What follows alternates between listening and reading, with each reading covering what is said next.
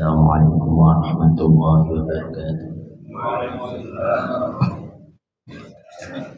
Alhamdulillahirabbil alamin wa bihi nasta'in wa ala umuri wassalatu wassalamu ala asrofil anbiya'i wal mursalin sayyidina maulana Muhammadin wa ala alihi wa sahbihi ajmain. Amma ba'du.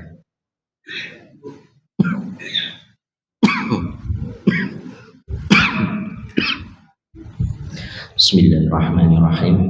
Melanjutkan makalah ke-13 Syarah Kitab Al-Hikam Syekh Ibnu Athaillah Al-Iskandari, kaifa yusyarriqu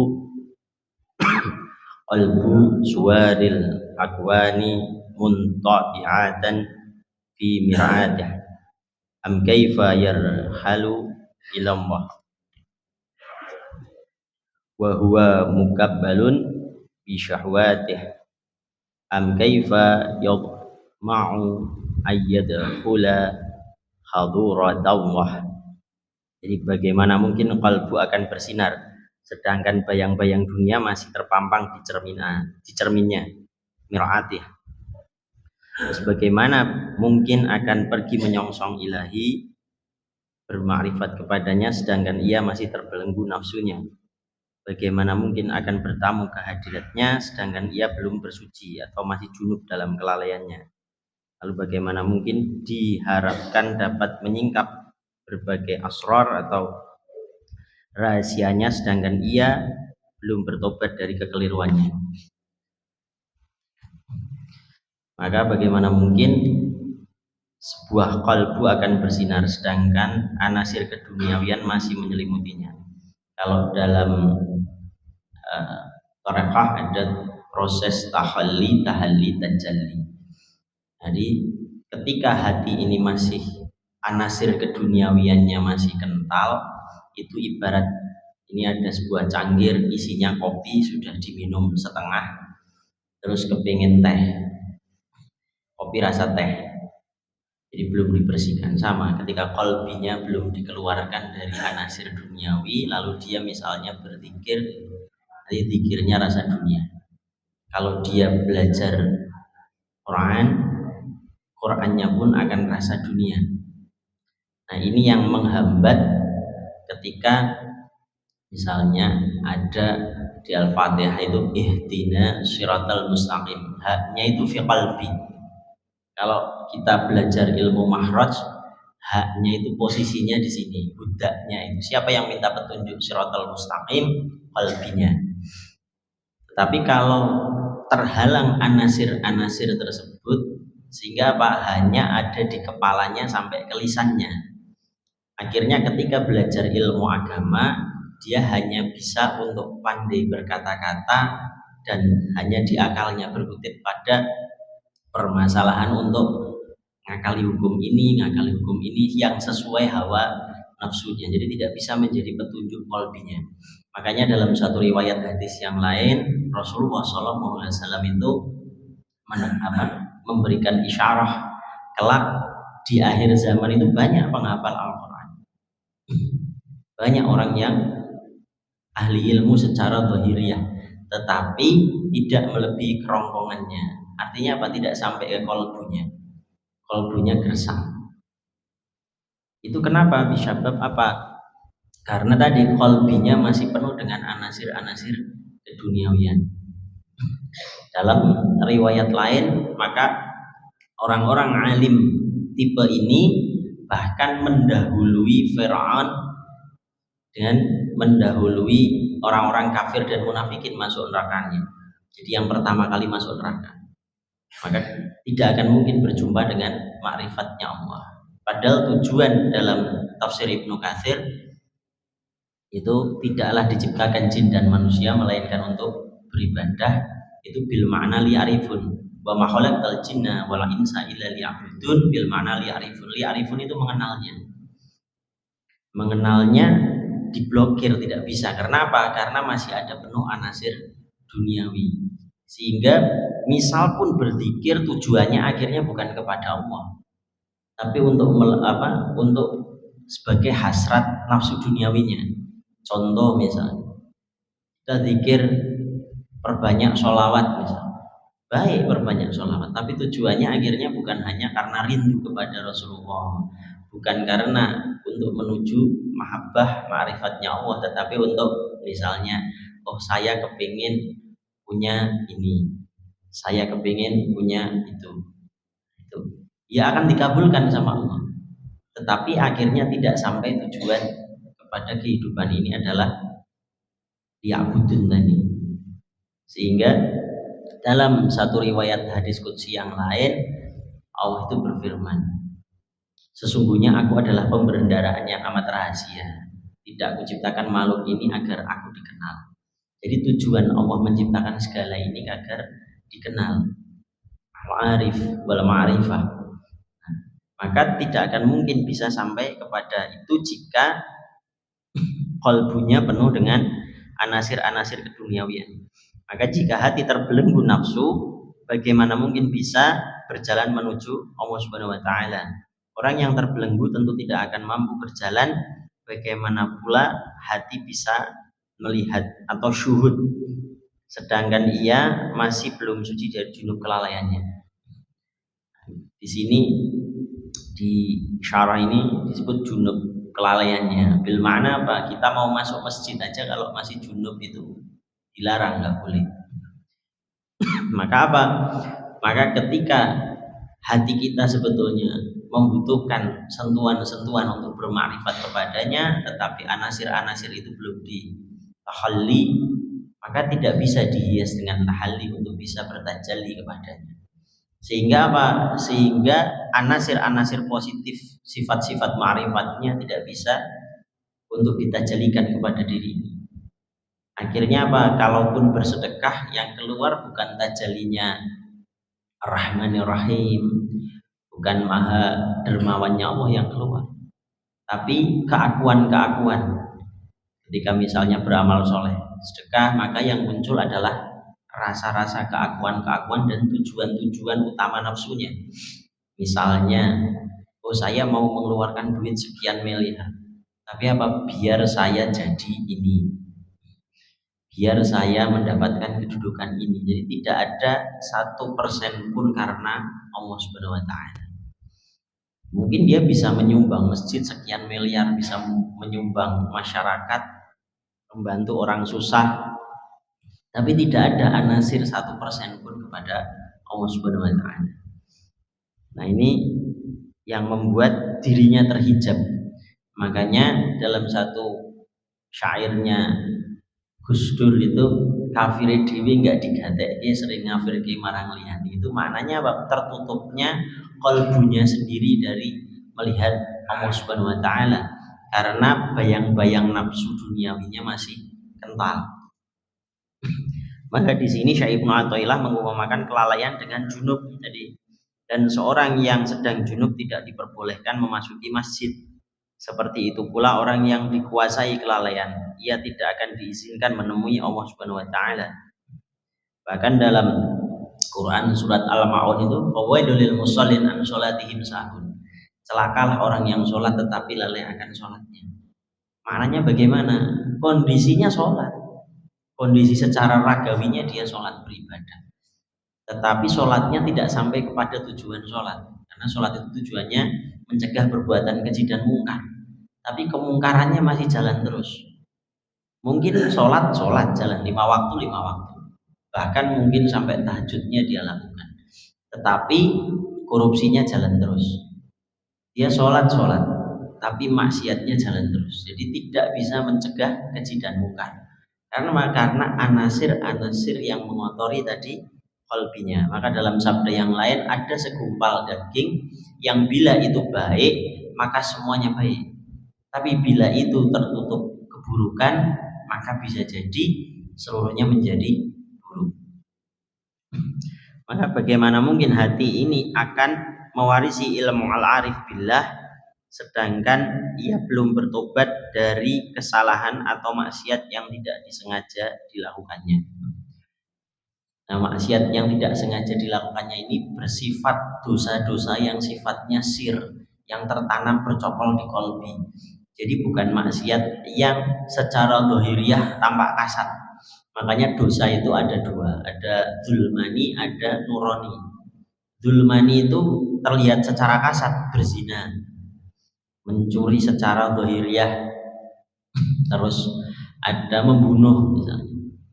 Nah itu kelihatan secara. Nah ini maksiat-maksiat yang belum ditaubati, ini maksiat di dalam kolbinya, rasa keakuan, rasa hawa nafsu yang kental, yang tertutup dengan amal-amal baiknya. Jadi kelihatannya secara zahiriyah melakukan amal baik.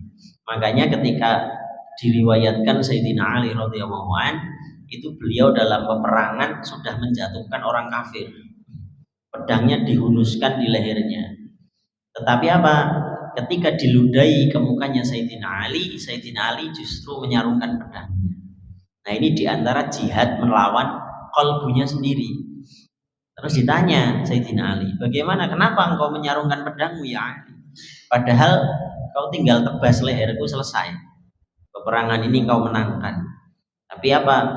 Kata Sayyidina Ali, tadi saya itu pertama berangkat perang karena Allah dan Rasulnya, niatnya lillahi ta'ala. Tapi ketika engkau meludahi dan terkena mukaku, amarahku, emosiku itu naik. Nah ini maka apa?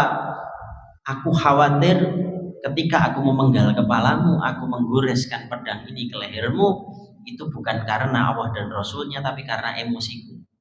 Nah, ini saking telitinya Sayyidina Ali, karena terkenal apa? Pintunya ilmu. Kalau kotanya Rasulullah, maka pintunya Sayyidina Ali. Sehingga apa? Man arafa nafsahu faqad arafa rabbahu. Mengenali dirinya sendiri, bahkan fenomena-fenomena di dalam qalbunya itu yang tahu diri kita sendiri, yang tahu kita ini riya, yang tahu kita ini apa? Sombong, yang tahu kita ini dengki, itu siapa ya? Diri kita sendiri. Orang lain nggak akan tahu. Yang tahu ya hati kita sendiri. Oh ini saya. Makanya Sayyidina Ali posisinya saat itu emosinya yang tahu dirinya sendiri. Maka apa? Beliau memerangi dirinya sendiri sebelum memerangi orang kafir itu. Dengan cara apa? Menyarungkan pedangnya. Tapi hasilnya apa? Qalbu yang bersih akan memancar kepada qalbu yang lain. Sehingga apa? Sehingga orang kafir tersebut malah bersyahadat. Asyhadu an la ilaha illallah wa asyhadu anna Muhammadar Rasulullah. Karena apa? Melihat kebenaran yang hakiki. Itu. Maka ketika qalbu yang bersih, ma'rifat itu bisa menjebol kekafiran. Bahkan saking kencengnya menjebol, kekafiran orang lain pun bisa tertembus sehingga terkena cahaya ma'rifatnya, bahkan beriman. Nah itu makna dari syuhud, melihatnya. Makanya syahadah, asyhadu an la ilaha illallah, itu syuhud, menyaksikan. Dari kata syahadah artinya menyaksikan. Menyaksikan siapa? Menyaksikan Allah di setiap detiknya, fi dzahir wal batin. Makanya sabda Rasulullah ketika disebutkan dalam makalah tentang apa, khalwah bil jalwah atau topong rame kalau bahasa orang Jawa itu. Nah itu gimana ketika Rasulullah ditanya, kapan mata anda tanam ya Rasulullah, kapan engkau tertidur ya Rasulullah? Lalu Rasulullah dijawab, ana anam fil ain wala anam fil qalbi. Mataku terkadang tertidur, tetapi hatiku tidak pernah tidur. Nah, ini kalau di Al-Quran, Quran surat Ma'arij itu, Quran surat Ma'arij itu disebutkan diantaranya adalah apa? Sholatul da'im, sholat yang tidak terputus-putus. Jadi sholatnya itu terus. Maksudnya sholat terus bagaimana? Apakah 24 jam kita melakukan sholat secara dhahiriyah, gerakan sholat? Bukan. Tetapi hatinya selalu berjumpa dengan Allah Subhanahu wa ta'ala. Tidak ada putusnya. Nah itu diantaranya seperti itu. Sehingga qalbunya selalu diterangi cahaya Allah Subhanahu wa ta'ala. Maka syariat ini melatih untuk bisa selalu ingat kepadanya. Caranya disesepi dengan beberapa doa-doa. Doa mau makan, doa mau ke kamar mandi, doa mau keluar rumah, doa mau tidur. Nah itu sebetulnya mensiratkan kita dalam setiap kegiatan untuk ingat kepadanya, untuk zikir kepadanya. Kalau mungkin misalnya kita zikir terus la ilaha illallah, la ilaha illallah, la ilaha illallah, ada capeknya, maka dijeda dengan doa-doa tersebut, sehingga setiap mau melakukan perkara sesuatu apapun ada doa. Tapi esensinya adalah ketika berdoa itu menghadirkan Allah Subhanahu wa taala. Contoh misalnya, Allahumma barik lana fima razaqtana wa qina adzabannar. Oh Masya Allah. Ternyata dengan makan ini ketika disebutkan wa qina adzabannar itu, maka daging yang tumbuh dari makanan yang saya makan itu tidak terkena adzabannar, tidak kena azabnya neraka. Ini luar biasa sekali. Atas dasarnya apa? Atas dasarnya cintanya, rahmatnya Allah yang meluap-luap. Nah, maka ketika kita makan, maka di situ disimbolkan setan tidak ikut. Maknanya apa? Tidak mengalir di dalam darah-darah yang tadi kena rahmatnya Allah Subhanahu wa taala. Ini doanya simpel-simpel sebetulnya, pendek-pendek, tetapi maknanya bisa sampai ke dalam. Asal apa? Ada syuhud, ada melihat Allah Subhanahu wa taala. Maka dalam hikmah di atas Syekh Ibnu Athaillah mengungkapkan kejanggalan yang dilihatnya. Menurutnya bagaimana mungkin seorang bisa meraih sesuatu yang diinginkannya sedangkan ia masih melakukan hal-hal yang justru merintangi pencapaiannya. Hati yang bercahaya hanya dapat diraih dengan cahaya iman dan keyakinan, bukan dengan harta dan hal-hal lain yang bersifat duniawi. Keduniawian justru akan membuat hati menjadi gelap. Yang dimaksud apa? Keduniawian yang masuk ke dalam hatinya. Maka orang-orang yang dia tazkiyatun nafs, membersihkan hatinya, bukan berarti tidak boleh kaya, tetapi kekayaannya, hartanya tidak boleh memasuki sisi-sisi duniawinya. Makanya disebutnya bapak tauhid Nabi Ibrahim alaihissalam itu diperintahkan apa? Ketika hatinya ada istrinya disuruh ditinggalkan di gurun pasir yang panas, yang gersang. Sebetulnya makna hakikatnya apa? Perintah itu adalah apa? Mengeluarkan dari hatinya. Terus kenapa diperintahkan menyembelih Ismail? Karena Ismail sempat masuk ke dalam sisi-sisi ruang hatinya. Sedangkan tauhid itu menguras segala sesuatu yang masuk dari hatinya, kecuali hanya Allah Subhanahu wa taala. Makanya misalnya kita mau menafkahi anak, menafkahi istri, itu diniatkannya karena apa ya? Karena Allah.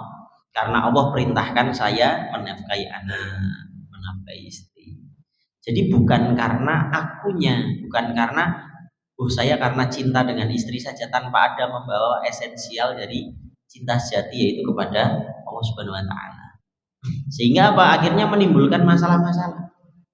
Kalau cintanya karena dirimu sendiri memancarkan cinta dari hawa nafsunya, akan ada masa expirednya. Contohnya misalnya semakin tua nanti cintanya makin luntur. Karena apa? Cintanya dari pandangan hawa nafsu. Tapi kalau karena menjalankan syariatnya, karena menjalankan perintah Allah Subhanahu wa taala, maka apapun yang dilakukan munculnya cinta. Maka ketika kita berikhtiar pun ya karena ibadah, karena perintah Allah Subhanahu wa taala. Jadi keluar dari rumah bukan saya mau nyari rezeki, bukan seperti itu. Kalau dalam ma'rifat, dalam cahaya ibadah. Kenapa? Karena apa? Dalam Quran surat Al-Jum'ah misalnya, kita diperintahkan untuk bertebaran, berikhtiar. Itu maknanya apa? Berarti ikhtiar itu perintah Allah. Sehingga apa? Ketika keluar dari rumah, diniatkannya bukan hanya mencari rezeki, tapi apa? Karena apa? Tidaklah kumatikan seorang hamba melainkan telah kucukupkan rizkinya. Jadi rizki itu pasti dijamin sama Allah. Yang tidak dijamin adalah keridhoannya, rahmatnya. Maka yang harusnya ketika kita keluar untuk berikhtiar itu karena sedang menjalankan perintah Allah. Nah, menjalankan perintah Allah itu diantara definisi bertakwa. Bertakwa itu menjalankan perintahnya, menjauhi larangannya. Maka apa? Ketika keluar rumah diniati karena menjalankan perintah Allah Subhanahu wa taala, karena beribadah. Kalaupun misalnya kita dagang, kita kerja, terus pulang-pulang ternyata dagangannya itu sepi, itu nggak ada kekecewaan. Kenapa? Karena diniatkannya saya keluar mau menjalankan perintah Allah Subhanahu wa taala. Berarti kalau saya pulang, saya minimal sudah taat kepada perintah Allah. Tapi kalau diniatkannya karena saya pengen nyari rezeki saja, terus keluar rumah pulang-pulang nggak bawa rezeki, nanti ada penyesalan. Saya nongkrong seharian nungguin jualan saya, kok nggak ada dapat duit. Akhirnya hatinya jadi kecewa. Tapi kalau karena ikhtiar ini karena dijalankan karena perintah Allah, kalaupun di perjalanan ada kecelakaan atau ada musibah, maka dia misalnya pun meninggal, maka hukumnya husnul khatimah. Karena apa? Sedang menjalankan perintah Allah. Tapi kalau sedang dalam kondisi kecintaannya kepada dunia, maka dia berkiblat ubud dunia, lagi cinta dengan dunia. Jadi pekerjaannya sama.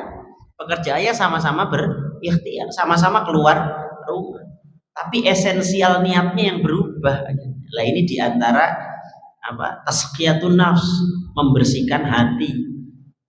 Niatnya yang dibersihkan, keluar rumah karena Allah, karena memang mau ibadah ke masjid. Ada misalnya ke masjid pulang-pulang, wah saya ke masjid harusnya dapat duit, kan nggak ada.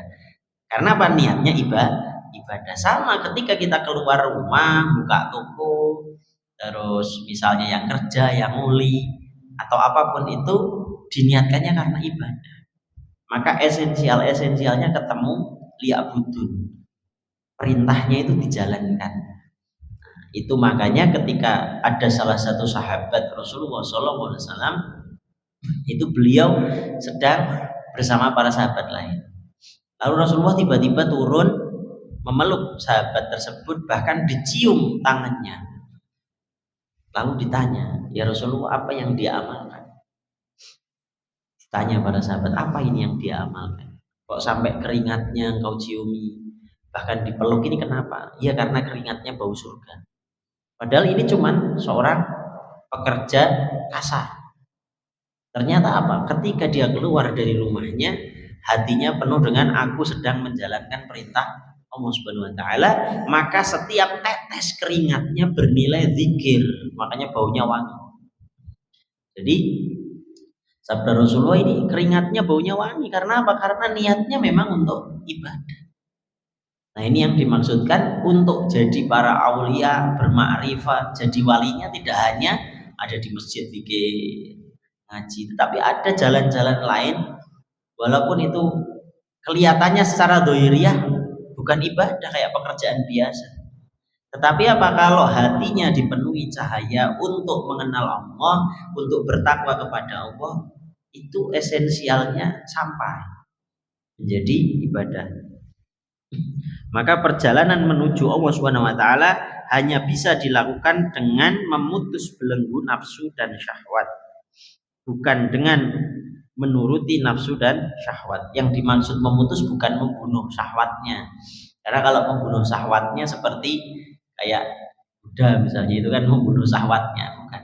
Tetapi apa? Mengendarai, mendrive, memanage. Misalnya kita punya syahwat untuk kawin. Nah, secara syariatnya bagaimana? Ya ada maharnya, ada saksinya. Secara syariatnya diatur seperti apa? Nah, itu mendrive, tidak hanya punya syahwat asal aja ketemu lawan jenis terus dikawin. Nah, bukan seperti itu. Artinya apa? Ada sesuatu yang harus dikendalikan secara syarak, secara syarak, secara syariat. Allah itu mengaturnya bagaimana?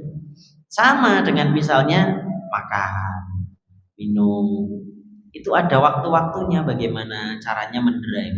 Oh ini saya lagi lapar, tapi apakah ini benar untuk kebutuhan saya atau untuk kebutuhan nafsu saya? Terus mendrive perkara yang lain, misalnya dalam pekerjaan. Oh ini kayaknya uangnya nggak halal ini, kayaknya haram ini. Nah, di drive, oh jangan saya lakukan. Saya sudah digaji seperti ini, nggak boleh seperti ini. Maka ada rem. Kalau ngeblong bahaya nanti. Sama itu yang penting duit lah, nggak apa-apa. Sama aja warnanya sama, udah masukin aja, kan nggak begitu. Jadi harus ada drive-nya. Mana yang ini halal, thayyiban, bagaimana? Karena apa? Harta yang tidak halal, yang tidak thayyib ketika masuk ke rumah kita, dia akan jadi api di rumah kita. Yang tadinya mungkin suami istri rukun-rukun aja, romantis baik-baik aja. Ketika sudah terbawa uang-uang yang haram, tiba-tiba yang tidak jadi masalah bisa jadi masalah, ribut. Yang tadinya anaknya mungkin baik-baik saja, nurut, sekolah berangkat baik-baik saja. Ketika sudah menelan harta-harta yang uangnya dari barang-barang haram, maka dia bisa jadi kembali ke perkara yang haram. Akhirnya dia masuk ke lingkungan yang haram. Nauzubillahi min dzalik, main narkoba. Nauzubillahi min dzalik, akhirnya ke hammer. Terus kalau dinasehatin jadi susah. Karena sebetulnya Allah Subhanahu wa taala dalam kauniyahnya, kauniyah itu ayat-ayat yang tersirat. Ayat-ayat yang bertempelan di dunia ini, kauniyah. Itu sudah menggambarkan. Contohnya apa? Ular yang paling kecil itu karena makannya daging, itu kalau mau disentuh itu buas. Susah untuk dijinakkan. Tapi kalau kebo misalnya, gede badannya, sapi gede badannya, tapi kalau makannya itu rumputan, digendeng itu masih mau. Sama, kalau kita ngasih makan ke anak kita, ke keluarga kita dari uang-uang yang haram, itu dinasehati susahnya minta ampun. Disuruh sholat bisa jadi susahnya minta ampun. Diajak kebaikan susahnya minta ampun. Karena apa? Karena esensial darahnya mengalir barang-barang yang haram. Tapi kalau kita ngasih makan yang baik-baik, yang halal, yang thayyib, itu mungkin bisa dinasehati dengan mudah. Hatinya dikasih arahan, dinasehati langsung tersentuh. Makanya sebetulnya orang membawa uang haram itu adalah bunuh diri untuk dirinya sendiri, bunuh diri untuk keluarganya sendiri. Makanya itu dikendalikan syahwat itu. Misalnya dalam suatu pekerjaan, ini kayaknya nggak sesuai syariat. Kalau begini caranya, wah ini saya masuknya korup. Remnya itu harus ada rem. Kalau nggak ada rem, wah yang penting ada duit sama aja. Saya butuh duit, nggak apa-apa. Buat beli makan, buat beli makanan juga sama. Rasa kenyangnya sama. Nah, akhirnya esensialnya tidak masuk. Sehingga apa? Sehingga ketika dibawa ke rumah, jangan heran kalau bikin penyakit macam-macam. Penyakitnya bisa nggak langsung dari dohirnya, kanker apa enggak. Penyakitnya dari batin dulu. Dinasehati anak susah, diajak sholat susah, subuh susah bangun. Itu awal-awal. Padahal tadinya mungkin tanpa dikasih tahu, anaknya sudah, ayo pak kita subuh bareng, ayo pak kita sholat. Tapi karena kemasukan anasir-anasir tadi menjadi semakin susah terhijab dari Allah Subhanahu wa taala. Maka kelalaian akan menghalangi pertemuan dengan Allah Subhanahu wa taala. Kemampuan menguasai ilmu dan mengetahui detail-detail asrar rahasianya hanya bisa didapat melalui ketakwaan, bukan dengan keinginan yang besar untuk selalu melakukan maksiat. Sehingga apa? Harus ada remnya. Karena jihad yang paling besar ketika setelah perang Badar, Rasulullah SAW itu ditanya, ya Rasulullah, perang Badar telah usai, kita memenangkannya, 313 orang mukmin melawan 1000 orang kafir dimenangkan. Apakah ada perang yang lebih dahsyat daripada ini? Ada. Nanti ada perang Uhud. Setelah perang Uhud ditanya lagi, lalu ada lagi perang Khandaq, perang Parit dan lain-lain. Akhirnya Rasulullah ditanya lagi, setelah perang ini ada lagi enggak yang lebih besar lagi? Ada. Perang apa? Melawan dirimu sendiri. Karena melawan diri kita ini lebih mengerikan. Kalau melawan orang lain jelas musuhnya kelihatan, tampak kasat mata. Takbir, Allahu Akbar, udah maju. Kalaupun kalah, syahid. Kalau menang, jaya, kan begitu. Islamnya jaya. Tapi kalau melawan diri kita sendiri, wah ini kayaknya duit abang-abang emang banget. Ini kalau saya kerja butuh 10 tahun, Tapi ini di depan saya jelas ada sekian. Gimana? Cicilan KPR masih ada. Ini kalau ditutup cukup ini. Akhirnya apa? Ya sudah diterima. Padahal itu membawa bara api rumah-rumah kita. Sehingga apa? Tertutupnya hijab-hijab kita kepada Allah Subhanahu wa taala. Allah Subhanahu wa taala berfirman, dan bertakwalah kepada Allah Subhanahu wa taala, niscaya Allah akan mengajarkanmu, dan Allah Subhanahu wa taala Maha mengetahui segala sesuatu. Dalam sebuah khabar, ini di Quran surat Al-Baqarah ayat 282 tadi. Maka dalam sebuah khabar disebutkan siapa yang beramal dengan ilmunya, maka Allah Subhanahu wa taala akan mewarisi ilmu yang tidak diketahuinya. Ini maksudnya apa? Membuka asrar. Jadi ketika kita memerangi hawa nafsu kita, terus mengamalkan ilmu tersebut, suka tidak suka asrornya makin terbuka. Asror itu kalau dalam kitab Syekh Abdul Qadir Al-Jailani ada anasir di dalam qalbu kita yang paling terdalam, yang itu bisa langsung terkoneksi dengan Allah Subhanahu wa taala. Itu namanya asror. Itu terjadi misalnya ketika Nabi Musa alaihissalam mau menyeberangi lautan ketika dikepung sama Firaun dan pasukannya. Asrornya keluar. Apa? Pukulkanlah tongkatmu. Kalau dalam tafsir itu ceritanya tidak seperti kalau kita ngelihat di film atau di cerita bahwa di pinggir pantai terus di pinggir lautan dipukul terus langsung belah. Enggak. Posisi sebenarnya bagaimana? Posisi sebenarnya kalau dalam tafsir itu Bani Israel dan Nabi Musa alaihissalam itu sudah tenggelam di dalam lautan. Jadi lautan itu airnya sudah keminum, gelek sudah mulai kesusahan untuk bernafas. Nah saat itulah asrornya keluar. Nah asror ini tidak berupa ayat-ayat qauliyah, tidak bacalah ayat ini. Asror itu langsung dari dalam qalbinya memancar. Nah ini karena apa? Karena kemurnian dari perkara-perkara nafsu, maka terbukanya asror tadi. Kalau dalam Al-Quran disebutnya milladuna ilma, ilmu yang langsung diucapkan Allah Subhanahu wa taala dari rohnya, qalbinya, yang ditiupkan semasa kita usia 4 bulan di rahim itu sudah ada itu bibit asror. Kalau itu tidak terhijab oleh hawa nafsu, itu bisa keluar. Maka apa? Dalam sebuah khabar tadi, nah maka keempat hal di atas sebenarnya saling mempengaruhi satu sama lain. Tampilnya gambaran keduniawian di dalam cermin hati menjadi sebab terbelenggunya hati oleh syahwat. Keterbelengguan hati dapat menyebabkan kelalaian. Kelalaian menjadi sebab segala kekeliruan, dan kekeliruan menjadi sebab butanya mata hati. Maka kalau dalam makalah yang lain kata Syekh Abdul Qadir Al-Jailani itu apa? Semua orang ini bisa syuhud, bisa melihat Allah Subhanahu wa taala. Sangat jelas nampak nanti Allah Subhanahu wa taala. Kecuali siapa? Dua. Kecuali orang yang buta mata hatinya atau orang yang silau akan dunia. Jadi kalau kita tidak mempunyai dua anasir itu di dalam hati qalbi kita, insya Allah bisa melihat Allah Subhanahu wa taala. Karena Allah itu sangatlah dekat.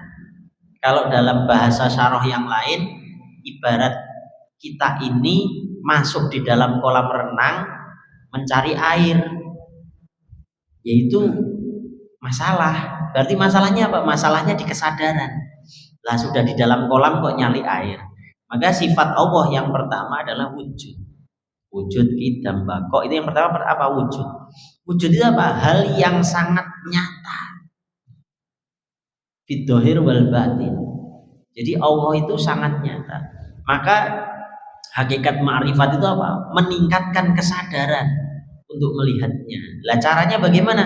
Menghilangkan dua anasir itu. Apa? Tidak silau akan dunia atau tidak gelap mata hatinya, tidak buta mata hatinya. Kalau tidak punya dua perkara itu, maka Allah terlihat jelas. Kita lagi di pasar, lagi lewat di jalan, ngelihat ada orang bersedekah saja. Itu kalau orang yang ma'rifat, dia akan melihat Allah. Masya Allah, orang kok dermawan itu karena Allah bagi rizkinya dengan tajalinya, ya Fatahu ya Roza, yang maha memberi, maka diwakilkan orang itu jadi bisa memberi, ditajalikan ke orang itu jadi bisa memberi. Sehingga apa? Melihatnya Allah. Kita lagi jalan ngelihat rumah kok besar, rumahnya orang kaya, maka melihatnya siapa? Allah lagi, ya Allah, masya Allah. Ada Al-Mughni, ada Al-Ghani di sini. Kita lagi jalan lagi, orang kok bukain pekerjaan kok gampang banget. Padahal mungkin pada masa resesi, tapi kok dia masih bisa menerima pekerjaan banyak. Ya Fatahu ya Rozak, melihat Allah ya Fatahu ya Rozak. Jadi melihatnya Allah terus. Ada orang berbuat baik, Ar-Rahmanir Rahim, kasih sayang. Jadi melihatnya Allah terus. Ketika ada orang yang melihat itu apa, walaupun dia lagi kesusahan tapi dia masih bersyukur, melihat apa? Allah Asy-Syakur, Allah As-Sabar. Jadi ngelihatnya Allah lagi. Maka setiap kita orang yang diberikan ma'rifatnya, syuhudnya seperti itu. Sehingga hatinya kalau tidak ada pancaran-pancaran apa namanya dari nafsunya yang membelenggu, maka apa? Setiap dia melihat sesuatu maka tampak Allah Subhanahu wa taala. Maka disebut syuhud. Syuhud itu menyaksikan. Jadi menyaksikan segala sesuatu di dunia ini terlihat Allah Subhanahu wa taala. Bahkan ketika dia mau tidur, dia ingat Allah. Kalau dalam satu riwayat itu Sayyid Muhammad Alawi Al-Maliki itu tidurnya itu kadang masih mimpinya dzikir. Kalau kita mimpinya mungkin yang lain-lain. Oh, saya masih pingin mobil, mimpinya mobil. Nah, kalau para wali-walinya itu orang-orang yang kekasih-kekasihnya, bahkan ketika tidur mimpinya lagi zikir, ketika tidur mimpinya lagi sholat, masih ingat sama Allah terus dalam mimpinya, dalam tidurnya. Kenapa? Karena esensi kedekatannya, rindunya terhadap Allah Subhanahu wa taala menjadi luapan makrifat di dalam hatinya. Ada pertanyaan? Makalah ke 13 sudah selesai. Mungkin ada pertanyaan? Silakan.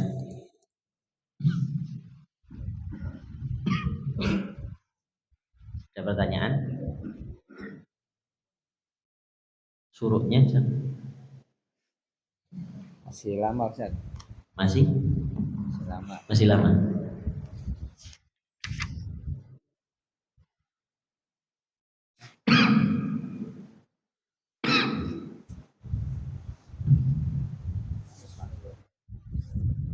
Masih ada berapa menit?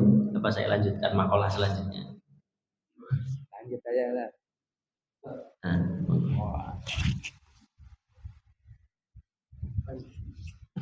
Makan.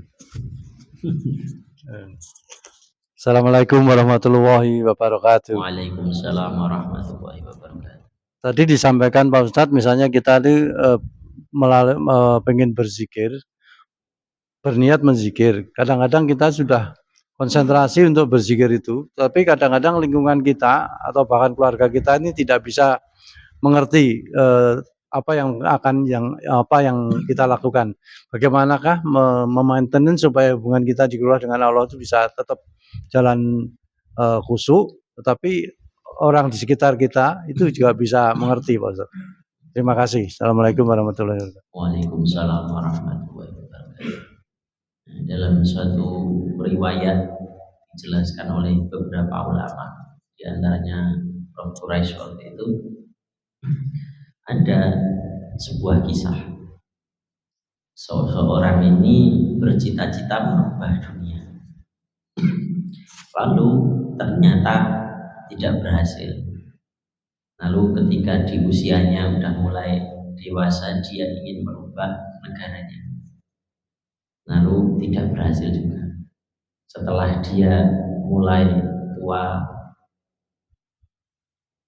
dia ingin merubah kotanya, ternyata tidak berhasil juga. Lalu dia ingin merubah keluarganya dan tidak berhasil juga. Sampai akhirnya menjelang dia meninggal, dia berpesan dengan keluarganya, seandainya aku memulai untuk dari merubah diriku sendiri, niscaya tidak seperti ini. Artinya apa? Kalau kita fokusnya kepada lingkungan kita untuk mengerti kekhusyuan kita, merubah diri kita, nggak akan ada titik berhasilnya. Terus bagaimana? Maka disebutnya itu apa? Rasulullah itu suri tauladan yang baik. Maksudnya Pak memberikan contoh dulu. Jadi kalbu kita itu yang diasah dulu untuk bisa tenang walaupun dalam kondisi lingkungan misalnya kurang baik. Makanya disebutnya khalwah bil jalwah. Maka khalwah itu ada dua. Ada khalwah itu berjumpa ya, berdua-duaan. Bahasa Arabnya secara lugawi. Khalwah itu apa maknanya? Khalwah itu ya berdua-duaan dengan Allah. Maka ada khalwah bil uzlah. Artinya apa? Bersunyi-sunyi. Jadi nunggu tempatnya sunyi, nunggu tempatnya sepi, misalnya di kamar, dikunci, tidak ada suara, tidak ada orang, baru kita zikir berkhalwah. Ini khalwah bil uzlah. Tapi ada namanya khalwah bil jalwah. Khalwah bil jalwah ini dalam kondisi apa? Ya keramaian, ya yang lain pada mungkin ngobrolin sesuatu, tapi kita masih bisa terfokus dengan Allah Subhanahu wa taala. Nah, ini justru derajatnya lebih tinggi. Karena apa? Melatih qalbu kita tetap fokus terhadap Allah Subhanahu wa taala, tetap syuhud kepada Allah Subhanahu wa taala di dalam kondisi ruangan lingkungan yang mungkin tidak kondusif. Jadi caranya bagaimana? Caranya berarti apa? Ketika ada sesuatu anasir-anasir itu dilatih. Kalau dalam kitab itu namanya dzikir khafi, dzikir yang tidak diucapkan secara zahir. Jadi di dalam qalbinya terus berzikir, dilatih. Jadi walaupun sedang ngobrol tapi qalbinya dilatih, misalnya Allah, Allah, Allah, Allah. Nah itu apa namanya disebut khalwah bil jalwah. Jadi orang tidak tahu kita sedang berdua-duaan dengan Allah Subhanahu wa taala. Jadi mungkin lingkungannya mungkin tidak support awal-awal, tapi nanti kalau cahaya qalbu asrornya ini sudah bahasa kitabnya meletek.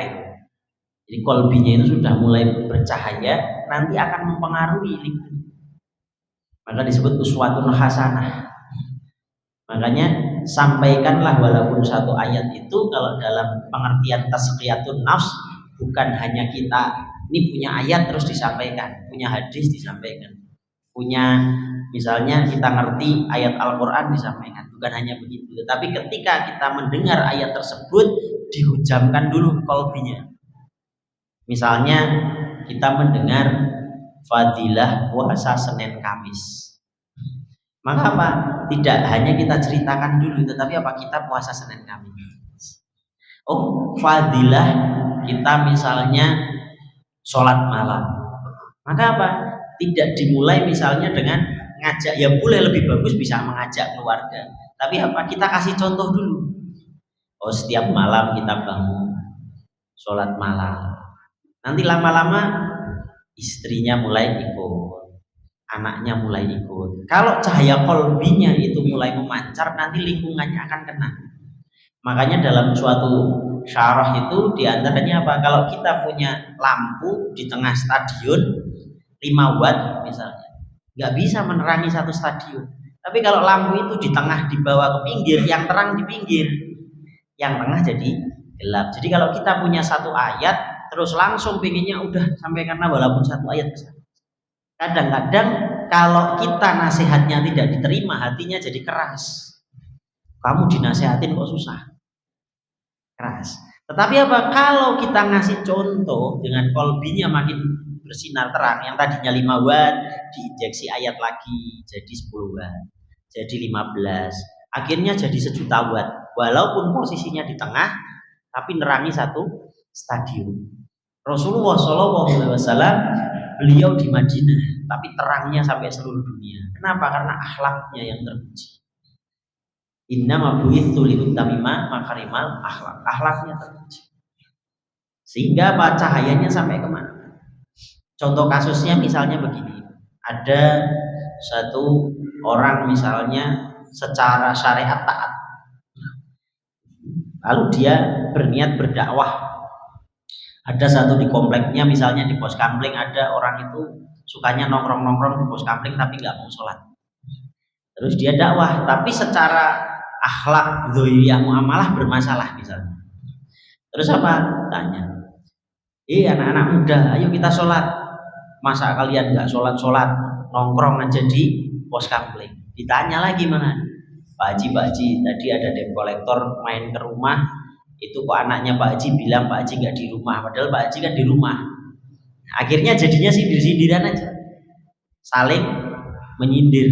Tetapi kalau dia memahat dulu ke dalam qalbinya, sehingga apa, muamalahnya baik, sholatnya baik, pas lagi lewat ditanya, Pak Haji, saya lihat Pak Haji kok tenang, rumah bagus, ibadah kok bagus, terus kayaknya hidup tenang, anak-anaknya baik-baik semua. Resepnya apa Pak Haji? Oh resepnya alhamdulillah, yuk sholat yuk. Daripada nggak sholat, kalian udah pada sholat belum? Oh iya. Nah, kena akhirnya batin. Nah, itu namanya apa? Uswatun hasanah. Maka dakwah itu ketika dia mancar dari dalam qalbinya, maka agar zikir kita menjadi khusyuk sekelilingnya, jadi ikut zikir juga atau ikut tidak mengganggu dan lain-lain, sebetulnya dimulai dari apa? Memahat qalbi kita sendiri. Kalau qalbinya sudah mulai tenang, sudah mutmainah nafsunya, nanti apa? Memancarkan cahaya-cahaya itu nular sendiri. Kayak misalnya ini di masjid ini nih, subuhan bisa ramai. Mungkin di masjid-masjid yang lain tidak sampai. Kenapa? Karena mungkin ada yang menularkan satu. Akhirnya apa? Bisa nular ke yang lain masjid-masjidnya. Nah itu diantaranya apa? Ada contoh, ada uswatun hasanah. Tapi kalau cuman ayo kita sholat, tapi dirinya sendiri yang ngajak sholat, kadang-kadang sholat, kadang-kadang enggak, ya enggak kena cahaya qalbi. Ngajak anaknya misal berbuat baik, tetapi dirinya sendiri tidak, ya akan ketularan tidak baik. Maka dimulai dari jihad ke dalam dirinya itu diperbaiki. Makanya yang diajarkan Islam itu diantaranya uswatun hasanah, tidak hanya mauidhatul hasanah. Ini saya ceramain namanya mauidhatul hasanah. Ini belum esensi Islam. Ini namanya dars. Jadi dalam belajar itu ada dars, ada taklim. Kalau dars itu ini bapak mendengarkan, tahu definisi, nah ini namanya dars, ajar. Tapi kalau taklim itu didik, hidup bareng sama orang sabar, sama orang ahli sholat, nanti ketularan ahli sholat, ketularan sabar. Hidup sama misalnya ahli bengkel, ya lama-lama nanti bisa bengkel. Hidup sama orang bisnis, lama-lama bisa bisnis gitu. Makanya kalau dars ini tidak cukup, yang lebih nanti nganu harus diseterai dengan misalnya bergaul dengan orang soleh. Makanya disebutnya apa? Tomboati 5 perkaranya itu diantaranya apa? Bergaul dengan orang soleh dalam majelis. Itu makanya kalau kita cuma di rumah lihat YouTube ceramah kiai apa, itu tidak akan merubah kita jadi takwa. Tapi kalau ini mulai datang ke masjid, bergaul dengan orang soleh, duduk dengan orang soleh, kolbunya itu saling terkena pancaran sinar. Orangnya pada ahli ibadah. Oh kayaknya saya kalau tidak subuhan gak seru gak ketemu padahal ngobrolan kemarin masih seru nih. Akhirnya mau ke subuhan. Oh akhirnya mau subuhan masih tadi karena mau kerja terus cepet-cepet duren mungkin habis nganu disambung lagi ngobrol ya. Akhirnya duren. Nah, akhirnya ada motivasi ketika ke masjid itu mau saling ngobrol tentang perkara yang baik. Ini kenapa? Taklim pelan-pelan, nggak kerasa, tapi kita terpengaruh jadi pengen sholat, pengen berjamaah. Ini namanya taklim. Makanya kadang banyak di negara kita ini banyak dars kurang taklim. Jadi secara ilmu pengetahuan di akal definisi sudah mapan, tapi ketika dipraktekkan nggak sesuai isi teorinya. Nah itu diantaranya apa? Banyaknya dars tapi kurang taklim. Allahu a'lam bishawab. Sudah masuk dulu. Kita akhiri dulu. Nanti kalau ada diskusi mungkin di luar sambil ngobrol santai. Wal muwaffiq aqwa min thariq wa billahi taufiq wal hidayah. Wassalamualaikum warahmatullahi wabarakatuh. Masih kecil masih di lu kalau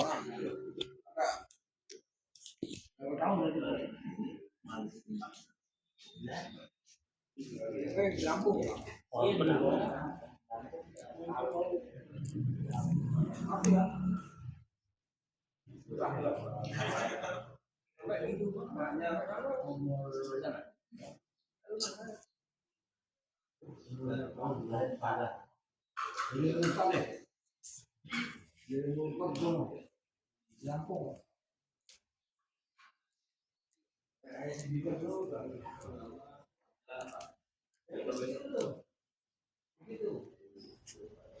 Yang nanya tadi nih, tahu nggak?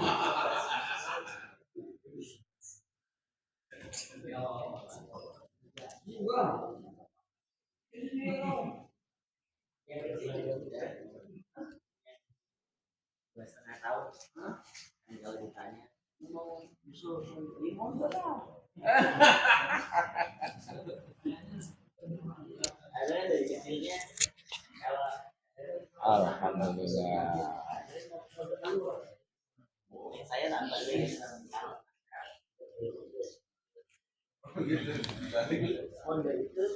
Prestasi. Tempat yang jeruknya gitu. Buang. Kalau mau kan kayak dibuang berarti.